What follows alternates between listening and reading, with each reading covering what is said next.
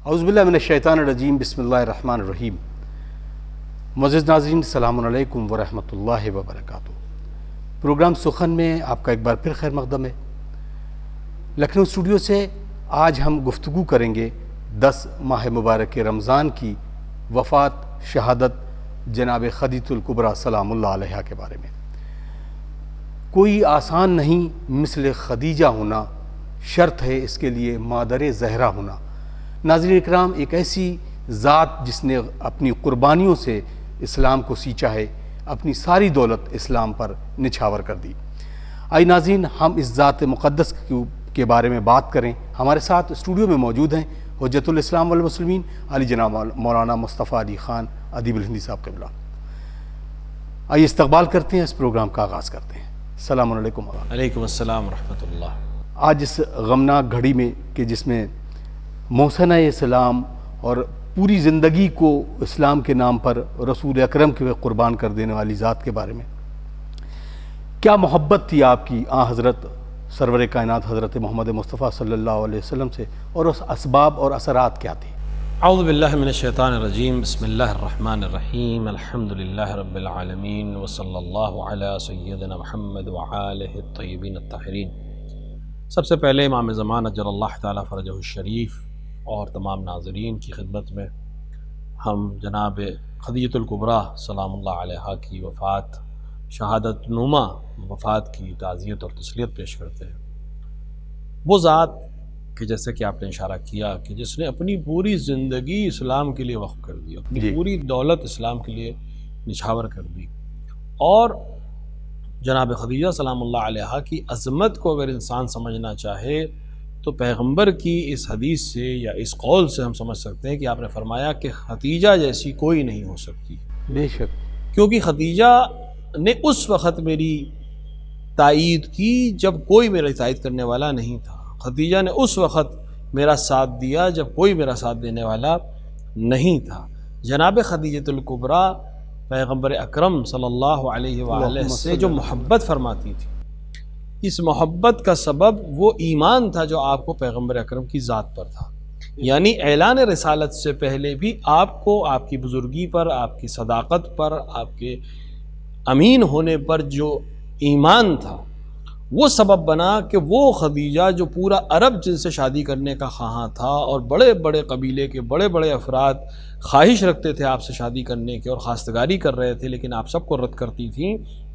انہوں نے خود پیغام بھیجا جناب رسالت مآب سے شادی کے لیے۔ البتہ جناب رسالت مآب اس وقت دنیاوی لحاظ سے ان کے پاس کچھ نہیں تھا۔ اسی سے سمجھ میں ہمیں آتا ہے کہ جناب خدیجہ الکبریٰ کا ویژن جو تھا، جناب خدیجہ الکبریٰ کی جو سوچ تھی وہ کتنی الگ تھی۔ وہ یہ نہیں دیکھ رہی تھی، ورنہ عام طور سے کیا ہوتا ہے کہ جو آدمی پیسے والا ہو وہ اپنے پیسے کے لحاظ سے سٹینڈرڈ کو مینٹین کرتا ہے، جو آج دنیا کی ذہنیت ایک بنی ہوئی ہے۔ اس پروگرام کے تحت اس چیز کی طرف بھی اشارہ ہو جائے کہ ایک سٹینڈرڈ بن گیا کہ صاحب ہم تو اس سٹینڈرڈ کے لیونگ کے عادی ہیں، ہماری بیٹی تو اس سٹینڈرڈ میں رہی ہے، وہ تو اس طرح کے گھروں میں رہی ہے، اور اس کے لیے تو اس طرح کی چیزوں کو ہم نے فراہم کیا ہے، کیسے وہ ایک مثال کے طور پر ظاہری طور پر ایک کم پیسے والے گھر میں رہ سکتی ہے۔ جناب خدیجہ ایک بہترین نمونہ ہے سلام اللہ علیہا کی ذات۔ آپ عرب میں سب سے مالدار خاتون تھی، اور ہم جب کہتے ہیں خاتون مالدار تھی، اس کا یہ مطلب نہیں کہ خواتین سے مقابلہ ہو رہا ہے، چونکہ آپ خاتون تھی اس لیے ہم کہتے ہیں سب سے مالدار خاتون تھی، وہ الا عرب میں سب سے مالدار شخصیت اور ذات آپ کی تھی۔ وہ لوگ جو عرب میں جو اپنے آپ کو قریش کا سردار اور سرور کہتے تھے، چاہے وہ بنی ہاشم سے ہوں، چاہے وہ دیگر بنی امیہ کے افراد ہوں، یہ پیسے لیتے تھے جناب خدیجہ الکبریٰ سے اپنی تجارت کے لیے۔ کیا کہنے، یعنی آپ یوں کہہ سکتے ہیں کہ اس ایریے کی بزنس ٹائکون ٹائپ کی شخصیت کا نام جناب خدیجہ الکبریٰ تھا۔ ان کا لیول پہ کوئی تھا ہی نہیں، ان کے لیول پہ اگر کوئی تھا تو پھر ہم کسریٰ اور روم یا مصر یا اس طرح کے کسی بادشاہوں کا اگر نام لے تو وہ برابری کر سکتے تھے مالی اعتبار سے۔ اس خاتون کا ذہن کیا ہونا چاہیے اور اس خاتون کا ذہن کس طرح ہے، یہ ہمیں تاریخ بتا رہی ہے کہ اس نے چنا اگر تو مالداروں کو نہیں چنا، اس نے اگر چنا تو پیسے والوں کو نہیں چنا، اس نے اگر چنا تو بادشاہوں کو اور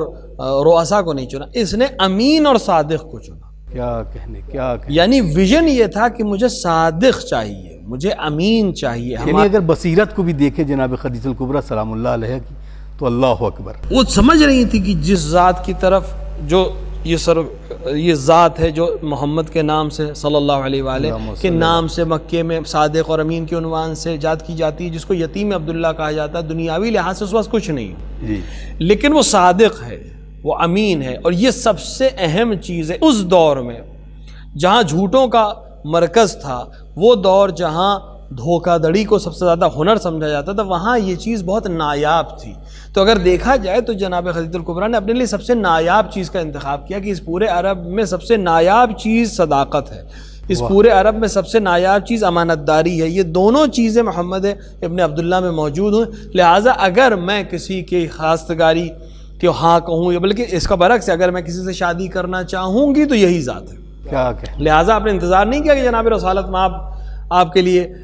پیغام بھیجے، آپ نے خود جناب رسالت میں آپ کو اپنی شادی کے لیے پیغام بھیجا. اور یہ سبب بنا کہ پورے قریش سے عورتیں آپ سے ناراض ہو گئی، کیونکہ آپ نے ان کے لحاظ سے سب سے کمزور طبقے سے شادی کی تھی مالی اعتبار سے. تو آپ نے شادی کی،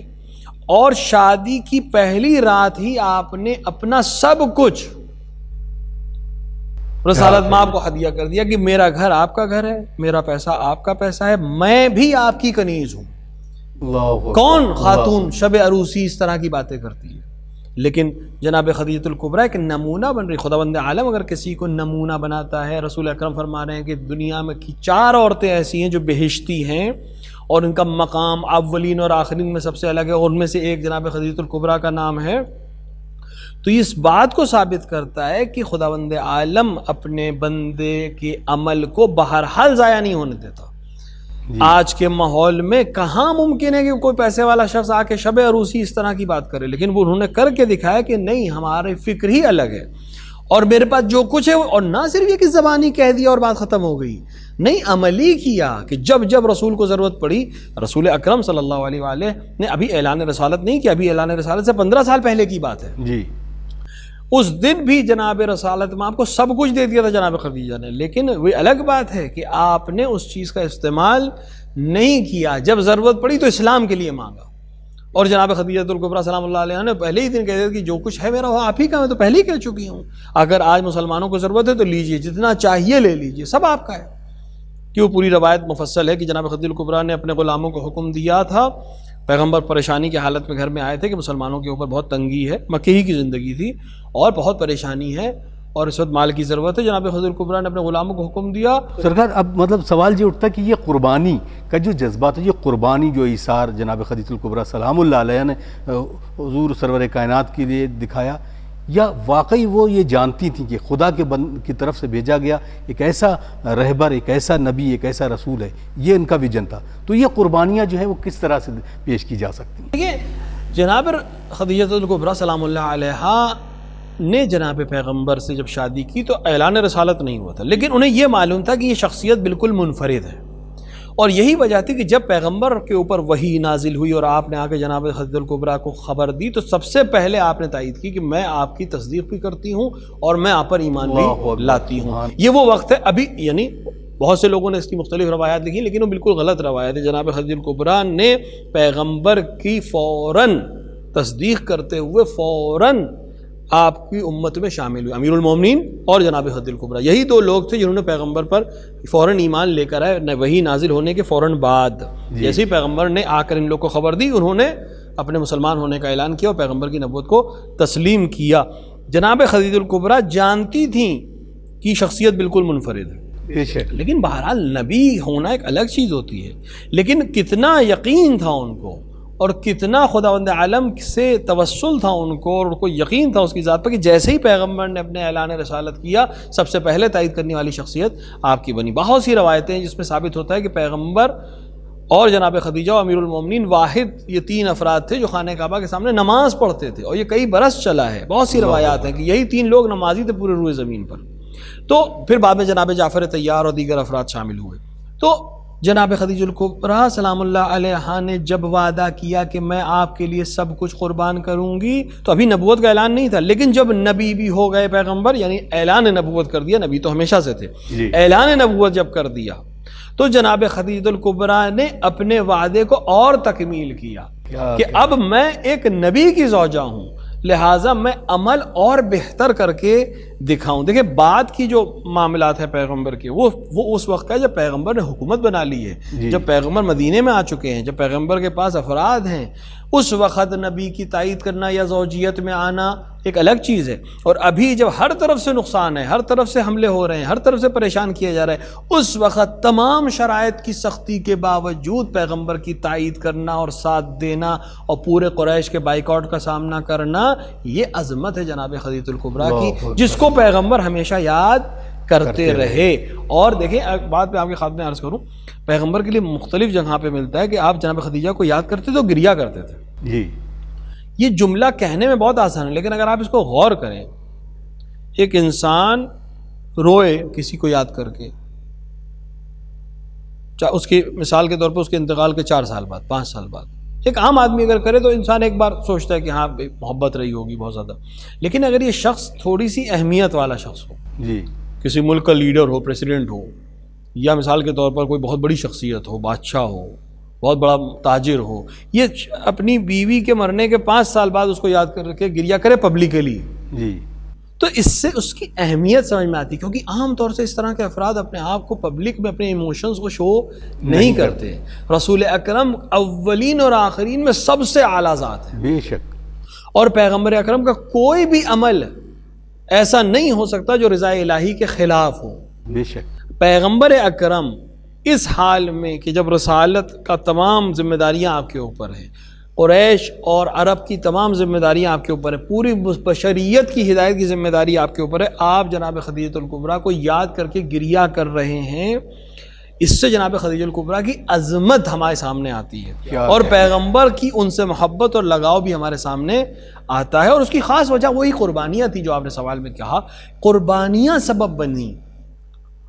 وعدہ وفا کرنا سبب بنا کہ پیغمبر کو آپ سے انس ہو اور محبت ہو، کیونکہ پھر بعد میں ایسا کوئی نہیں ملا پیغمبر کو جو اس طرح سے پیغمبر کا سپورٹ کرتا۔ اور یہی وجہ تھی کہ جناب ابو طالب و جناب خدیجہ الکبریٰ جو ایک کے بعد ایک ہی سال میں انتقال فرما گئے، شیب ابی طالب کی اس سختیوں کے بعد میں اس کو ضرور آپ سے سوال لوں گا اس باب میں۔ شیب ابی طالب کے بارے میں بات کی، ایک ایسا جیسا کہ آپ نے فرمایا کہ ایک بزنس ٹائکون جو پورے عرب میں مشہور،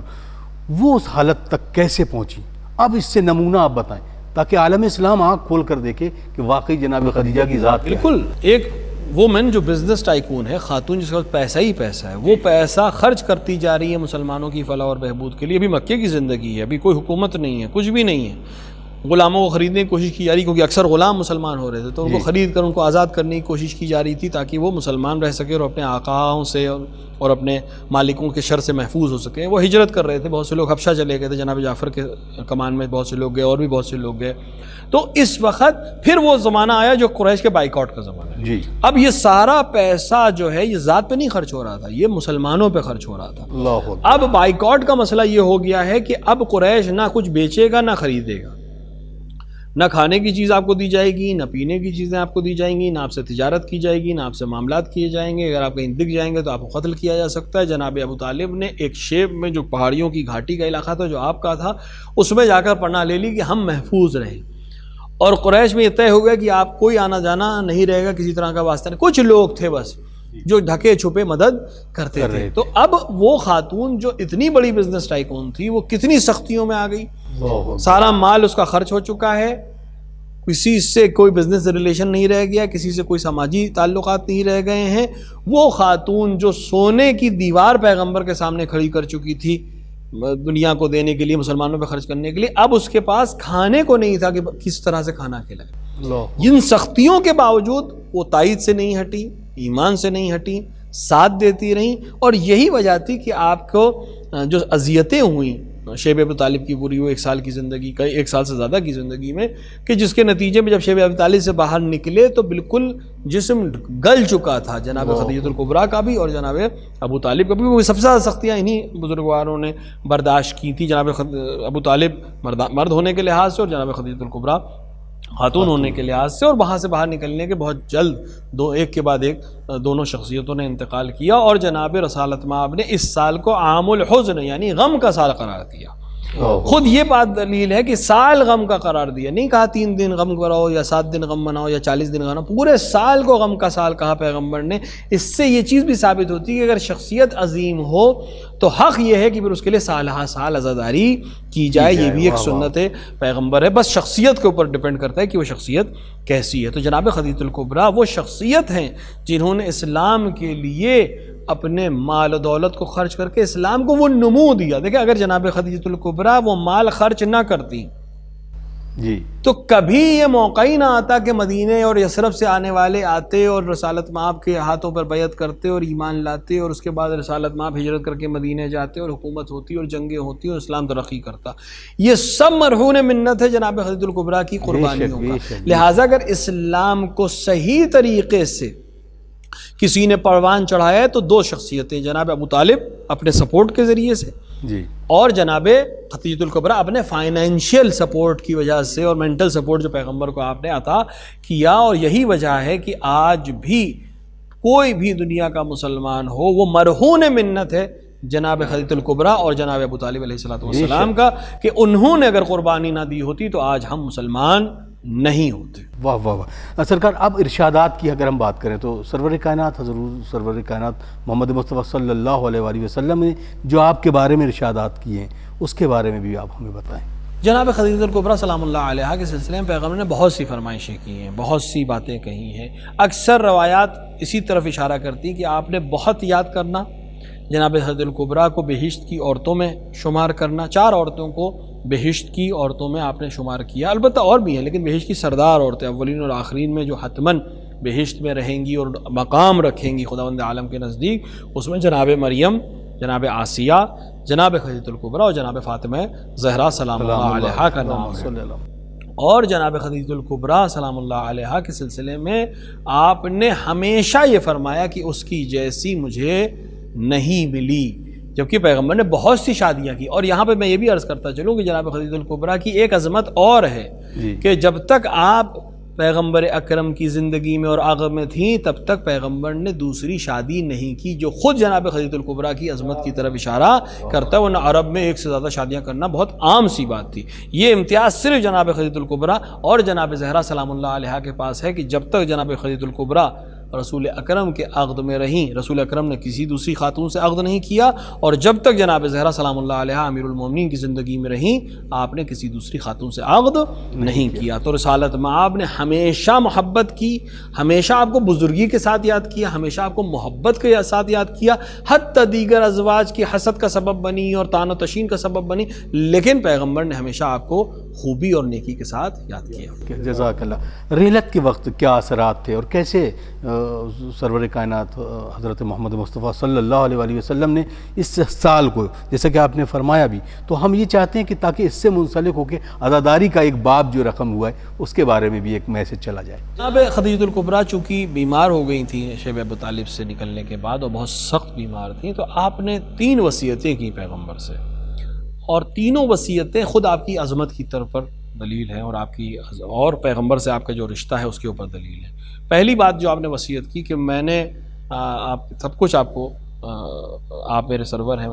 لیکن میں نے پوری زندگی جو آپ کے ساتھ گزاری ہے میں خوشحال رہی ہوں، لیکن اگر آپ کو میری طرف سے کوئی پریشانی ہوئی ہو اذیت ہے تو مجھے معاف فرمائیے گا۔ یہ جناب خدیجہ الکبریٰ میں پہلی وصیت کی۔ رسول اکرم نے گریہ کیا اور فرمایا کہ میں تجھ سے راضی ہوں، میرا خدا تم سے راضی ہے، تم نے سب کچھ میرے لیے اور اسلام کے لیے خرچ کیا ہے، تمہیں خداوند عالم ایک عظیم مقام پہ رکھتا ہے اور رکھتا ہے۔ کیونکہ جناب خدیجہ الکبریٰ کے لیے اکثر ملتا ہے ہمیں روایات میں کہ جبرائیل پیغمبر کے ذریعے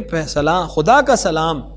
پہنچاتے تھے جناب خدیجہ الکبریٰ۔ دیکھیں ایک دفعہ ہم سلام کریں اور ایک دفعہ خدا سلام کرے، بہت فرق پڑتا ہے۔ دوسری وصیت جو آپ نے فرمائی وہ یہ کی کہ میرے بعد میری بیٹی کا خیال رکھیے گا، کیونکہ وہ بہت چھوٹی ہے اور میری اکلوتی نشانی آپ کے پاس ہے، لہٰذا میری بیٹی کا آپ خیال رکھیے گا، چونکہ ماں کے جانے کے بعد اسے اور زیادہ سپورٹ کی ضرورت پڑے گی۔ 5 برس کی تھی جناب زہرا سلام اللہ علیہ، اس کا خیال رکھیں۔ تیسری وصیت کے لیے روایت کہتی ہے کہ آپ نے کہا کہ میں تیسری وصیت جو آپ سے کرنا چاہتی ہوں وہ میں اپنی بیٹی سے کروں گی، وہ بعد میں آپ سے بتا دے گی۔ تو جناب رسالت ماں باہر چلے گئے اور جناب زہرا کو بلا کر جناب خدیجہ الکبریٰ نے وصیت کی کہ میں چاہتی یہ ہوں کہ میں قبر کی تاریکی میں اپنے آپ کو تنہا نہیں رکھنا چاہتی، لہٰذا میں چاہتی یہ ہوں کہ وہ عبا جو رسالت مآب وحی کے وقت اوڑھتے ہیں اپنے بدن مبارک پر، وہ عبا میرا کفن قرار دیں، لیکن مجھے حیا آتی ہے کہ میں پیغمبر سے مانگوں۔ وہ عورت جس نے سب کچھ دے دیا ہو، زوجہ ہو، اس کو حیا آ رہی تھی کچھ مانگنے میں۔ جناب خدیجہ نے یہ وصیت کی، اور جناب زہرا نے جا کر اپنے بابا جناب رسالت مآب سے کہا کہ مادر گرامی یہ چاہتی ہیں کہ آپ اپنے لباس میں اپنی ابا میں ان کو کفن دیں، اور روایت کہتی ہے کہ پیغمبر نے اس کو قبول کیا، اور جب کفن دینے کا وقت آیا جی اور رسالت مآب نے چاہا کہ اپنی ابا سے کفن دیں، تو جبرائیل نازل ہوئے اور فرمایا کہ خدا نے کفن بھیجا ہے جناب خدیجہ کو۔ اللہ اکبر۔ اور یہ واحد وہ ذات ہے جس کا کفن بہشت سے آیا ہے، جناب خدیجہ الکبریٰ کا کفن، اور رسالت مآب نے وہ کفن جو جبرائیل لے کر آئے تھے، اور اپنی ابا چونکہ وہ وصیت تھی، ان دونوں میں جناب خدیجہ الکبریٰ کو کفن دیا اور خاک کے حوالے کیا، اور ہمیشہ گریہ کرتے رہے اور ہمیشہ آپ کو یاد کرتے رہے۔ بہت بہت شکریہ آغا، بڑی خوبصورت گفتگو، یعنی ایک ایسی محسنہ جس نے اسلام پر اتنے احسان کیے ہیں، لیکن واہ ہو مسلمانوں پر کہ جب بھی تذکرہ ہوتا ہے تو بہت کم لوگ ہیں کہ جو خدیجہ الکبریٰ سلام اللہ علیہا کو یاد کرتے ہیں۔ امید کرتے ہیں کہ شاید مسلمانوں کی آنکھیں ضرور کھلیں گی اور اس ذات بابرکت کے بارے میں تمام سیمینار اور سمپوزیم ہوتے رہیں گے۔ وقت بالکل اجازت نہیں دے رہا، ناظرین ہمیں اجازت دیجیے، اگلے پروگرام میں پھر ملاقات ہوگی۔ ہم اپنے آقا اور مولا کے ظہور کی تعجیل کی دعا کرتے ہیں۔ اللہم اجل لولیک الفرج۔